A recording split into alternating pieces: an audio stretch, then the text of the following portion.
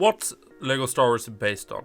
Well, in my opinion, we have the minifigures as the top contender for this answer. Well, LEGO figures are my specialty when it comes to Star Wars collecting, and I've recently collected a lot of 2022 figures, and in this video I will go over my top figures for 2022, the ones I own. I will be getting in the UCS Razor Crest minifigures in just some days, so the Mandalorian there couldn't top the list here, but I have some strong contenders for the top spots. Here are some of my favorites, and the first one I will be talking about is the C-3PO from the UCS Luke's Land Speeder. I never think we have gotten a better UCS minifigure like this, and I think this is the prime example of what a UCS figure should be. It should be a figure with leg printing, with arm printing, and a little bit extra made to the figure.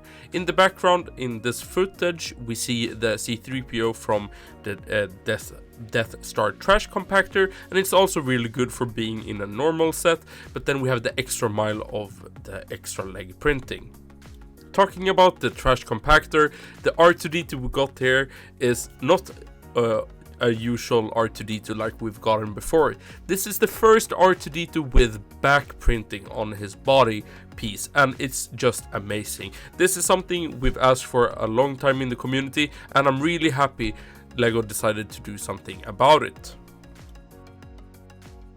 Since I am a huge fan of the Star Wars Rebels show, it was a nice surprise to get the Grand Inquisitor and the fifth brother in the Inquisitor transport side. I think these are one of the nicest Sith figures we've ever gotten in LEGO form. I really like the Grand Inquisitor's printing on his chest piece. You have the pin on the right side, and his headpiece is also really nice. And looking on the special molds for the armor piece or the neck piece, it's also well made. And looking at the fifth brother, the face print looks a little bit different compared to the last iteration we had of him, but I think it still looks really cool. Unfortunately, Reva is not here. I didn't like her character so much, and since I'm a huge Rebels fan, they just topped the list before Reva. Cad Bane is also going to be mentioned fast. A really nice, well-made figure, and it's such an improvement from the last versions. I like his air-breathing piece, and yeah, it just looks really cool, and I think they made a good version out of Cad Bane. Now I'm calling in the Jedi Fallen Order fans. This BD1 figure is so good, and it's the only figure from Jedi Fallen Order, and I hope we get Cal Kestis in LEGO form with his ship, the Mantis, soon, but I just love that they dared to make this figure. It looks really cool. It's very small. You have a C-3PO to scale, or actually it's a Luke Stormtrooper, since it can't, like, the C-3PO can't stand.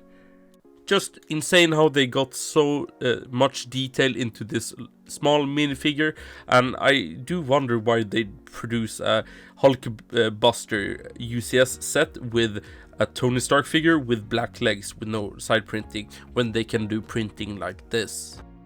Not to annoy any Clone Wars fans and clone fans, here we have Commander Cody. Amazing that LEGO did this. They understood the community, what they wanted. I'm so happy we got this one. It looks so cool, and I don't think there's anything wrong with it. Maybe the headgear piece is a little bit wrong, but I like it, I love it, and I love that LEGO is focusing on more clones.